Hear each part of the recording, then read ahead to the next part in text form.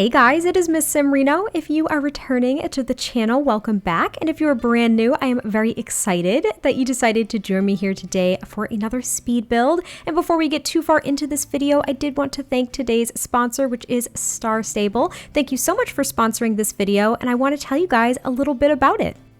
Star Stable is a super cute multiplayer computer game full of horses, fun quests, and adventure. You can take on challenges with your friends, and the game is free up to level 5. You can get 1 week free of Star Rider time by downloading the game via the link in the description box below or in the pinned comment. You can customize your character and your horse and then download the game. I had so much fun trying to pick out a certain outfit for my character, and I can't wait to unlock more. Step 1 is to confirm your email. Step 2 is to download the game and then launch. It was super easy to get started, and I was so excited to jump in. The magical world of Jorvik is really, really pretty. There are tons of in-game gear, pets, outfits, and different horses to choose from as you progress. I ran a few races because I want to learn how to be the best racer I possibly can. And I can say that practice definitely makes perfect because I have gotten so much better over the past few weeks. Again, you can get 1 week free of Star Rider time by downloading the game via the link in the description box below or the pinned comment. And thank you again so much to Star Stable for sponsoring today's video and creating such a fun, immersive, and beautiful game for all of us to enjoy.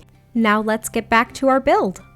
So this build is actually also inspired by Star Stable, similar to my other build, which was, I believe I called it the Little Family Farm and Cottage. I will link it up in the top right hand side of the screen if you are curious.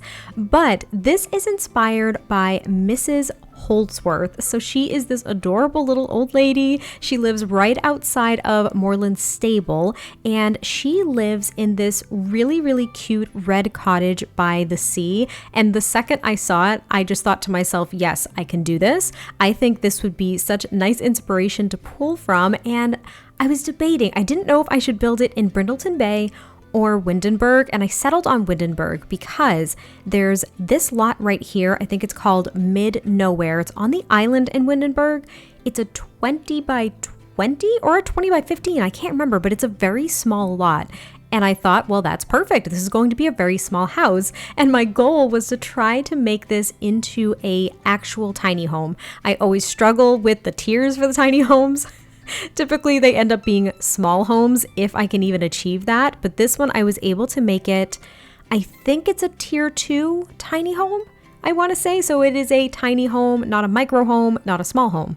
It's a tiny home. And I was so proud of that. So it is only a 1 bedroom, 1 bathroom home. And the shape is very, very simple. But I loved using this red paneling, I'm going to call it. I think it's technically categorized as a siding, but I think it's from Island Living, and it's not there's kind of like 2 different ones that we got with Island Living. One of them has more so just different variations of wood tone, and the other has a lot of bright colors. This one, confusingly enough for me, is actually just a wood tone. It's not like a painted one. So I don't know, but it's very, very pretty. I thought it would work so nicely with a lot of the cottage living assets. And before I forget, why don't I put a picture of that cottage from Star Stable on the screen for you now so you can actually see what I was going off of. That might be super helpful. I love how I've been telling you all that I was basing this off of something in the game and just didn't even show you. But it's really, really cute. It's a very simple shape in the game as well. However, I did take some creative liberties, and I decided to make the roof a little bit more round and kind of whimsical, just because I think the pitch of the roof was a little bit too high when it was just, what am I trying to say? When it was just kind of like triangular there, it just looked a little bit too high, a little bit too sharp. And I wanted this to have almost a kind of cartoony vibe to it on the exterior because the game itself is very cartoony. And that's one of the things I really like about it. So anyway, you can see that we were working on landscaping, and I used a ton of tool mod here just to lower plants into the terrain, because I did use terrain manipulation at the beginning of the video, as you probably saw, just to kind of sit this cottage up on a very slight incline. Not a hill, nothing like that, but I thought that was kind of nice because it sloped upwards. I thought it looked really pretty, and I was able to add a few like speckled ponds. That's what I'm going to call them because they're not very big at all, these little bodies of water, but I thought they were cute. And again, trying to show that this was supposed to be by the sea, this lot is just perfect for that because you can literally just walk outside of your house here on this lot and just go down to the beach and go down to the dock. It was perfect. I thought it was the ideal setting, but I did use a ton of tool mod to lower plants into the ground because I used terrain manipulation. That is something that always drives me a little bit nuts, is that when you use terrain manipulation, it's really difficult to get plants to sit appropriately on the ground. But we've now moved on to the interior, and this is, as I said, just a 1-bedroom, 1-bathroom home, but there's still kind of a lot of room in here, more than I anticipated. And I didn't really know what I was going to go for on the interior because, as I've mentioned before in the game, you don't really get to go into all of the places. So this is one of the homes where I have not been able to get into yet. Maybe I can in the future. I'm not sure.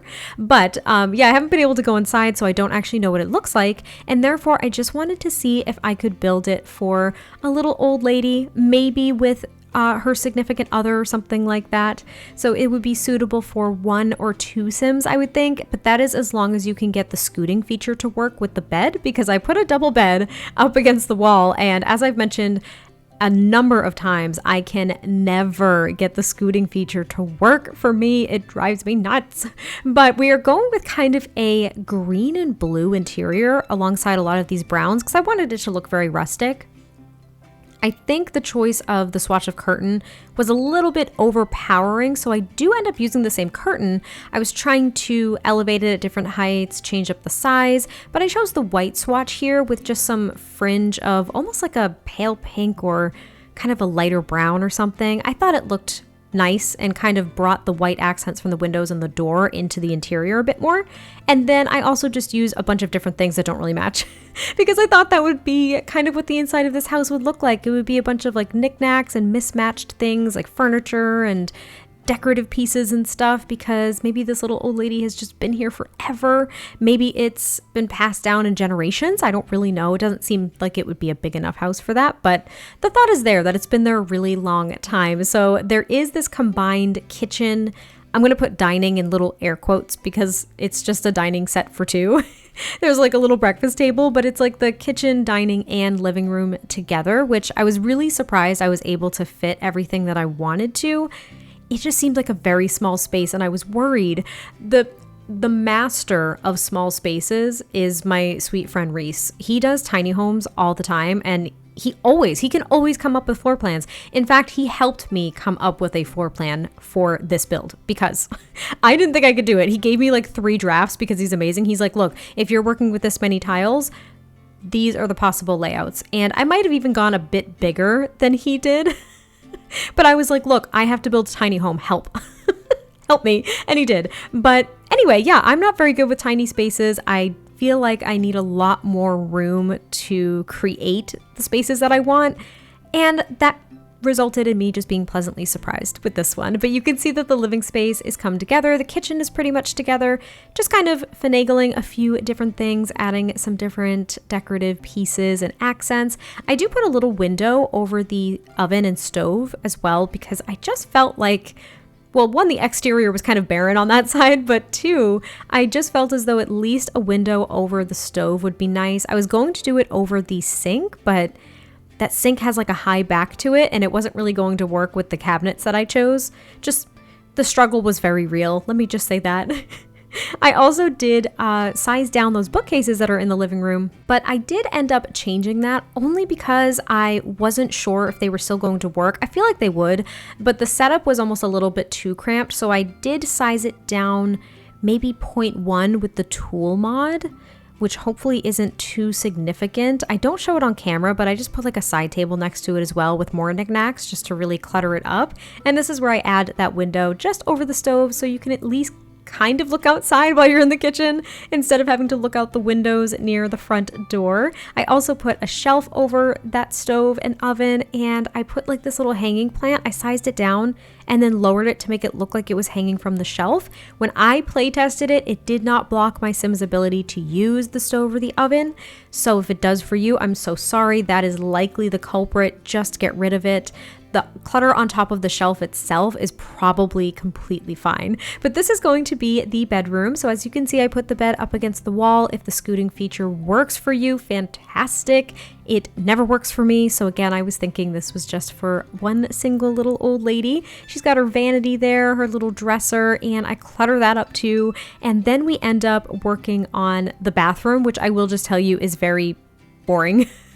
There really isn't too much going on in the bathroom, but I did use the old kind of like Victorian clawfoot tub from the Vampire game pack, as well as kind of this fancier but kind of rustic looking toilet from base game. Not that it really matters. I don't know if we're too particular with our toilet choices in The Sims, but I thought it was a really cozy space. I really enjoyed it. I also put a clothesline outside, though I didn't add a wash bin or a washer and dryer. It's something you can certainly add if you would like to. And I don't think I added any other activities. There's just the embroidering and the knitting baskets because, well, stereotypical little old grandma lady. I thought it'd be really cute. But we are about to wrap up the video, so I wanted to again thank Star Stable for sponsoring today's video. You can get 1 week free of Star Rider time via the link down in the description below. And thank you all so much for watching. I can't wait to hear your thoughts, and I will catch you next time I post a video, and I'll talk to you soon. Bye!